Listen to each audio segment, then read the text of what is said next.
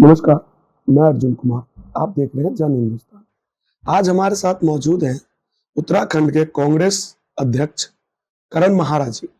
करण महाराज जी से हम कुछ बातचीत करेंगे। यहाँ के कांग्रेस की जो हालात है, जिससे कुछ न कुछ कहीं न कहीं इनके जो कार्यकर्ता हैं, वो डरे हुए हैं। वो सोच रहे हैं कि आखिर हमारा कोई तो ऐसा प्रतिनिधित्व हो कि हम आगे बढ़ें। इसी पे आज की खास बातचीत करेंगे करण महाराज जी से। आइए बातचीत करते हैं। जी नमस्कार। जी नमस्कार। जैसा सुनने को मिल रहा है और दिन ब दिन आपको भी विदित है कि कांग्रेस पार्टी कमजोर होती जा रही है, ऐसा क्यों? आपको मुझे समझ में नहीं आता। आजकल जैसे जैसे जब कभी कोई इलेक्शन आता है तो मीडिया को कांग्रेस कमजोर दिखने लगती है। अभी 2 महीने पहले हम 2 बाई इलेक्शन जीते हैं और ये हिस्ट्री में पहली बार है कि जिसकी गवर्नमेंट है और 2 साल अभी गवर्नमेंट को है, उसके बाद भी कोई विपक्ष की पार्टी बाई इलेक्शन जीती हो। क्या आपको लगता नहीं कि 2 बाई इलेक्शन जीत के कांग्रेस मजबूत हुई है? कमजोर का कोई पैमाना तो होगा आपके पास? कांग्रेस के जो कमजोर का जो पैमाना है वो ये है सर कि जैसा आपके रेगुलरी हम्म, जो आपकी पार्टी के नेता हैं हम्म, कांग्रेस से स्विच कर रहे हैं, पहली बात। आ, दूसरी बात, अभी कुछ ही दिन पहले की बात है, हम्म, मैं एक जगह पे गया था।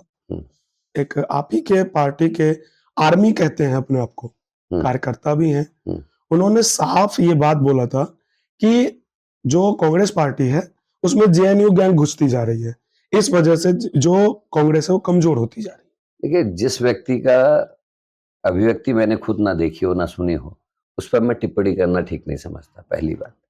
रही बात पार्टी छोड़ के जाने वालों की, आप जो बात कर रहे हैं, तो इलेक्शंस में बहुत लोग जाते हैं और जब जहाज हिचकोले खाता है तो कई चूहे छोड़ के जाते हैं, लेकिन कप्तान अपनी जहाज में ही बैठा रहता है, ये हकीकत है। और कांग्रेस आज की पार्टी नहीं है। कई लोग गए, कई लोग आए। 71 से पहले भी कई लोग इंदिरा जी को अकेले छोड़ के चले गए थे, उसके बाद इंदिरा जी ने कमबैक किया। और जिस तरीके से अभी 400 पार का नारा देने वाली पार्टी अटक गई और अभी तक कांग्रेस का जो आंकड़ा है, हैस्ट आंकड़ा, उसको छू नहीं पाई है और उसको लोग मजबूत बता रहे हैं।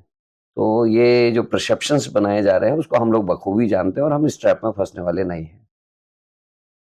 अभी आपने बोला 400 पार वाली बात, हम्म, तो इस पे मैं बस एक सवाल पूछना चाहूंगा आपसे। अभी आपकी पार्टी ने हम्म, उत्तर प्रदेश में उपचुनाव में हम्म, एक भी अपना कैंडिडेट ही नहीं उतारा है, इस पे आप क्या कहोगे?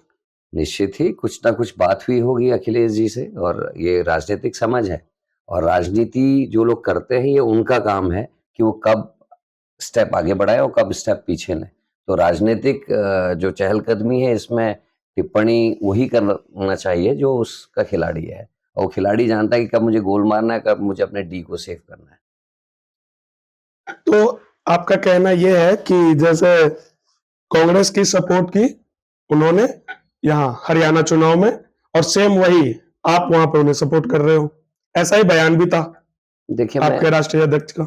मैं आधिकारिक तौर से इस पर कुछ नहीं कह सकता। मैं इसलिए इसमें कुछ नहीं कहूँगा क्योंकि ये मेरा लेवल नहीं है। मैं अपनी स्टेट से संबंधित या एक कॉमन किसी चीज़ में संदर्भित बातों में बात कर सकता हूँ। लेकिन जो केंद्र का जो हमारा नेतृत्व है, अगर वो कोई निर्णय ले रहा है तो उसमें टिप्पणी करने का अधिकारी मैं नहीं हूँ। अभी उत्तरकाशी में दंगा हुआ है, जिसमें आपकी पार्टी से एक वो हुआ है बयान कि वहां पे भाजपा के गुंडे भेजे गए हैं। इस पे आप क्या कहेंगे? ये तो आपके यहाँ की ये बात मेरा है। खुद का बयान है, ये पार्टी का बयान नहीं है। ये अच्छा, करण मेहरा का बयान है। ठीक है। और करण मेहरा ने कहा कि ये बीजेपी के गूंज से है। ये मेरा, और मैं अभी भी स्टैंड करता हूँ।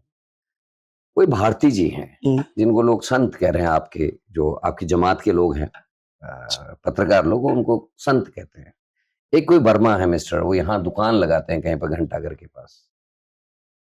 हर जगह जहां इस तरीके के मामले आ रहे हैं वहां ये दो लोग अवश्य दिखते हैं। अब मेरे कुछ प्रश्न आपके माध्यम से हैं। बीजेपी उनको सपोर्ट क्यों कर रही है?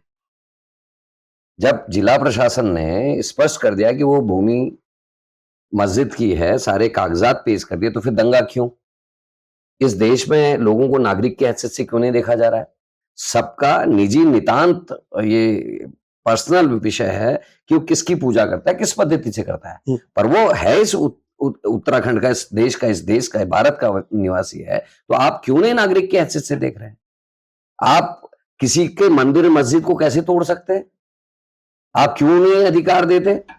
आपने मज़ारें तोड़ी, क्या हमारे सनातन धर्म के जितने मंदिर जंगलों में उन पर आप हाथ लगा सकते हैं? मैं दर्जनों की लिस्ट जारी कर सकता हूं जो हमारे जंगलों में हमारे पूर्वजों ने बसा है, क्योंकि हमारे यहाँ वानप्रस्थ आश्रम की व्यवस्था है। हमारे पूर्वजों ने जाके जंगलों में तपस्या किया, उनके अनुयायियों ने उनके मंदिर बना दिए। वहां बड़े बड़े हमारे अधिष्ठित मंदिर भी हैं, जिनमें हमारे कई शक्तिपीठ भी हैं। क्या आप हटा सकते हैं? तो ऐसी चीजें नहीं छेड़े अपनी राजनीति के लिए, जिससे कल को आग इधर भी आए। दूसरे का घर जलाने वाले का घर खुद भी जलता है, और उस आग में पूरा हिंदुस्तान जलेगा। और ये जो लोग पार्टी इस तरीके के काम करती है कि ये दंगे कराने का काम करती है, उनको फायदा हो सकता है फौरी तौर पर, लेकिन हिंदुस्तान का नुकसान होता है। उत्तरकाशी की घटना में आपने बात कही, मैं पूछ रहा हूं, जब अंकिता मरी, पुलकित आर्य कौन से धर्म का है? आर्य ये हरिद्वार में संत तेरेसा में 14 साल की बेटी मरी, बलात्कार हुआ, बीजेपी का एक ओबीसी सेल का सदस्य उसमें है, वो कौन सी जाति का है? ये सल्ट के जो मंडल अध्यक्ष बीजेपी के हैं, रेप के केस में जमानत में बाहर है, कौन से धर्म के हैं? चंपावत के इनके मंडल अध्यक्ष रेप के केस में जमानत में बाहर है, कौन से धर्म के हैं? पेपर लीक कराने वाला हाकम सिंह कौन से धर्म का है? पटवारी पेपर लीक करने वाला इनका मंडल अध्यक्ष मंगलौर कौन से धर्म का है? क्या धर्म देख के आप तय करेंगे कि वो गलत है या सही है? तब ये भारती जी और ये वर्मा जी कहां थे? और ये सरकार की नाकामी है। सरकार की जिम्मेदारी है नागरिकों की सुरक्षा करना, उनके अधिकारों की सुरक्षा करना। जो संविधान ने प्रदत्त अधिकार दिए उनकी सुरक्षा करना सरकार की जिम्मेदारी है। जब सरकार के जो प्रशासन है उसने बता दिया कि मस्जिद लीगल है, कागजात हैं, उसके बाद सरकार ने इजाजत कैसे दी इतना बड़ा प्रदर्शन होने की? कैसे वहां शामिल होने दिया लोगों को? पहले क्यों नहीं प्रिवेंट किया गया? ये हमारे प्रश्न है। सरकार क्या सच में ये ऑर्डर या प्रस्ताव देती है कि आप दंगा करो वहां पे जाके? देखिए, ये हास्यास्पद प्रश्न है आपका, क्योंकि आप जो बैटिंग कर रहे हैं ना वो ठीक नहीं है। मैं ये कह रहा हूं, सरकार के पास एलआईयू है, इनके पास अपनी इंटेलिजेंस है, पता रहता है कितना मूवमेंट हो रहा है। जब करण मेहरा कहीं जाता है, एलआईयू वाले पूछते हैं सर कितनी गाड़ियां जा रही है, कितने लोग लगभग मूवमेंट करेंगे? क्या इस मूवमेंट का पता नहीं था सरकार को? और इतने दिन से इसकी चेतावनी दी जा रही थी, क्यों प्रिवेंट नहीं किया? कैसे हजारों लोग सड़कों पर इकट्ठे हो गए? क्यों धारा 144 पहले नहीं लगाई गई?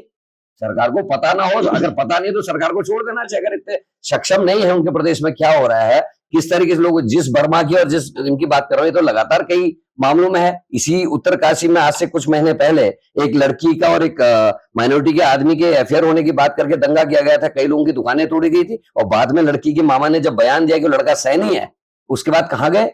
उस समय जिन लोगों ने दंगे किए, लोगों को मार पीटा और जिन माइनॉरिटी के लोगों को भगाया, क्या उनके खिलाफ सरकार ने कोई कार्रवाई की? तो जो सरकार जो कार्रवाई नहीं कर रही है, इसके खिलाफ आप क्या कहना चाह रहे हैं? मैंने कह दिया था, गूंस, व्हाट एल्स? गूंस, देखिए ये तो सीधा आरोप है, बिल्कुल है। ठीक है।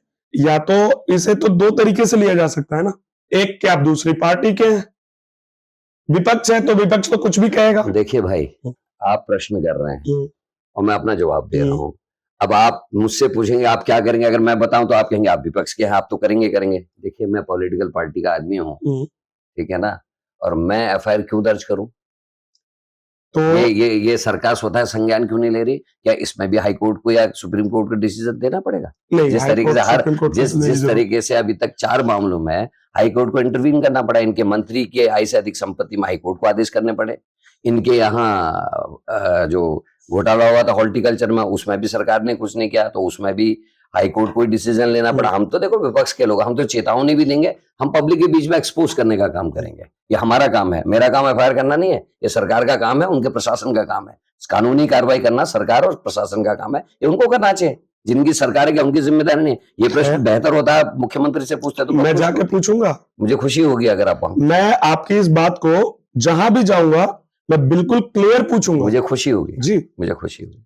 अच्छा, अभी कुछ दिन पहले आपका एक और बयान था, आपने बोला था कि बीजेपी के जो कांग्रेस में नेता हैं वो बीजेपी में अपनी गर्लफ्रेंड को भेजते हैं। नहीं, मैंने ये नहीं बोला, आप मेरे बयान को तोड़ रहे हैं।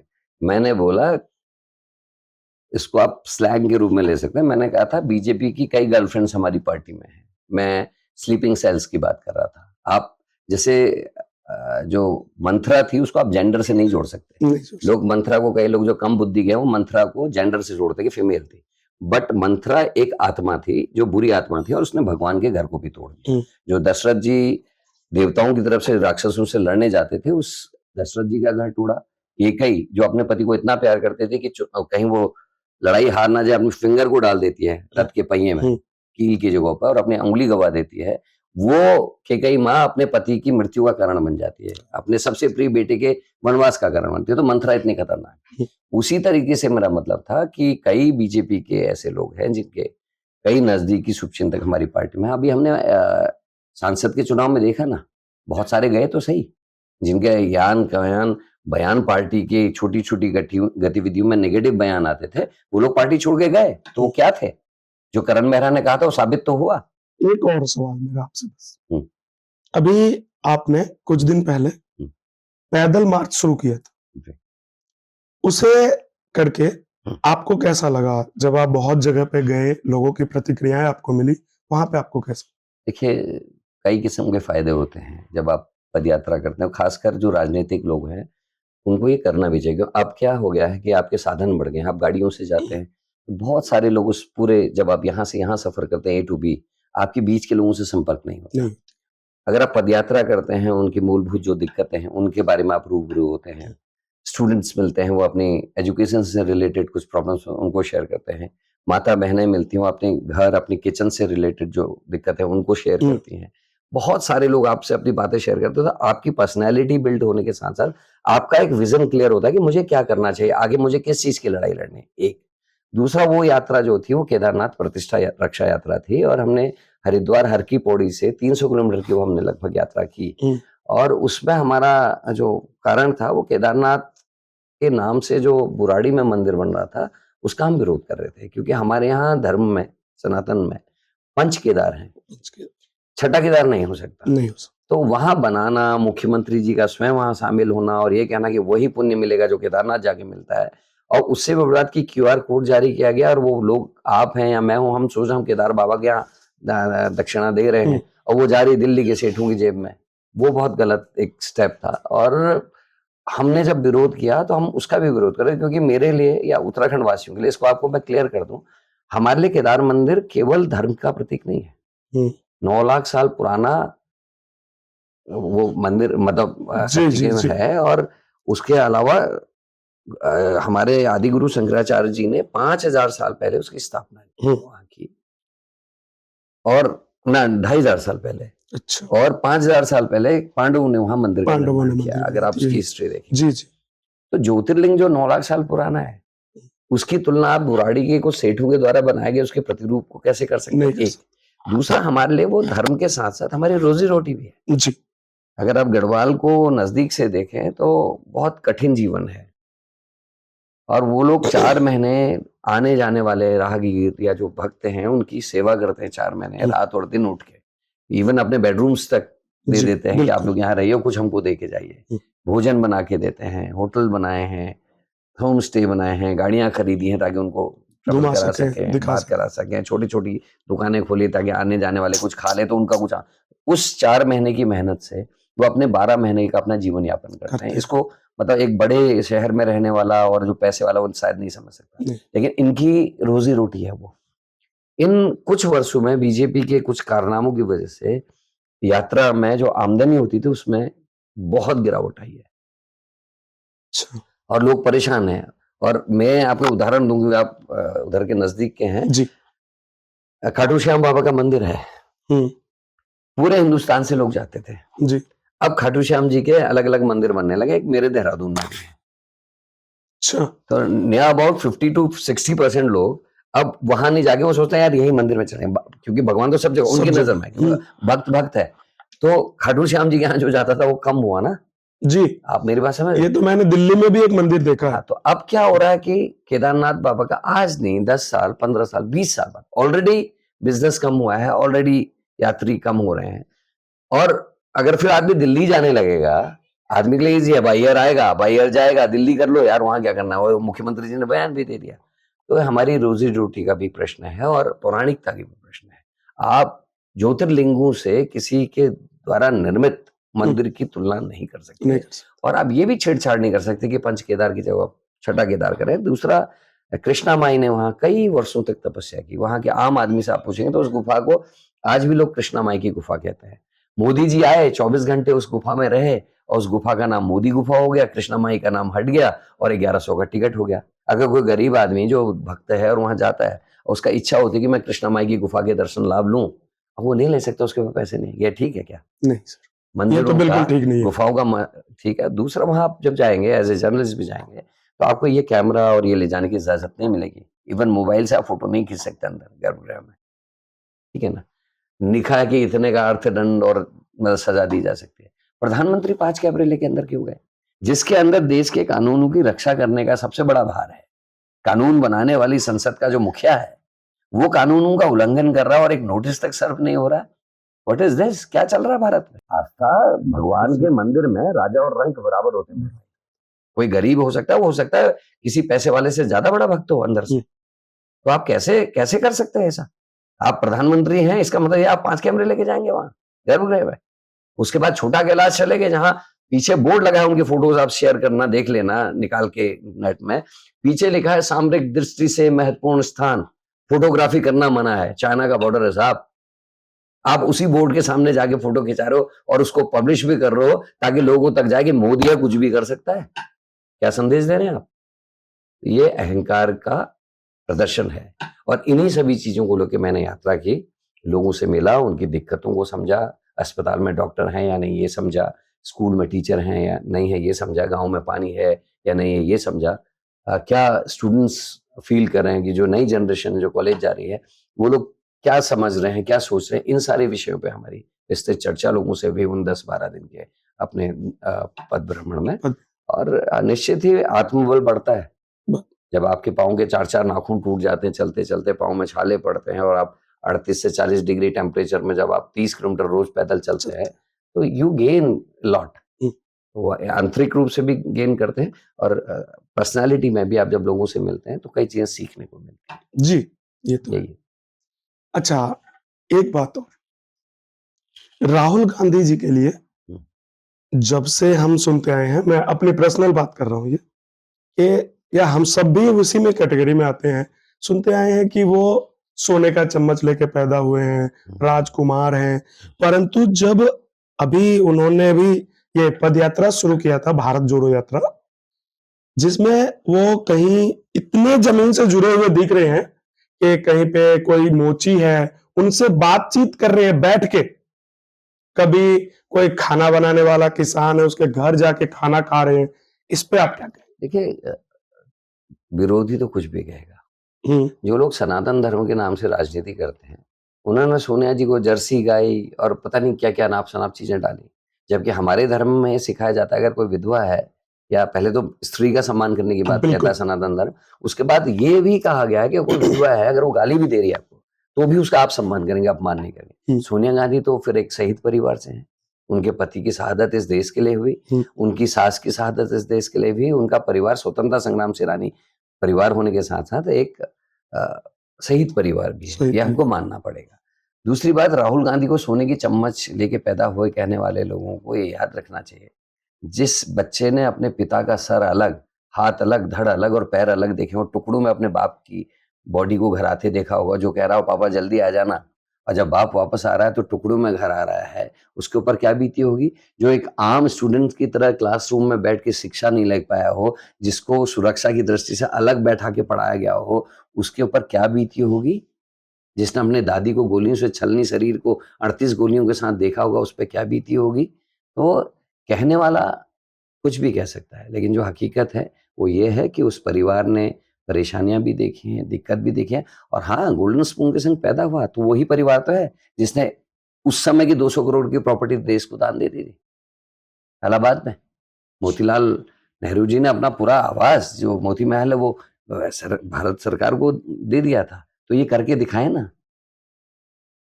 ये लोग तो न स्वतंत्रता आंदोलन में कहीं थे, बल्कि इनके तो नेताओं के नाम स्वतंत्रता संग्राम सेनानियों के खिलाफ बयान देने में है।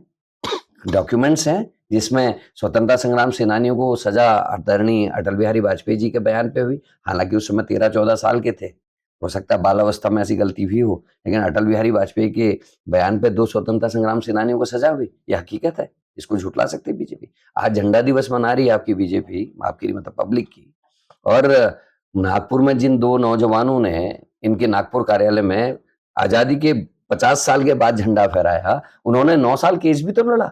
उनके खिलाफ इन्होंने विरुद्ध मुकदमा दर्ज किया कि इन्होंने तिरंगा हमारे ऑफिस में फहरा दिया, कोर्ट से वो जीत के आए, वो 2 नौजवान।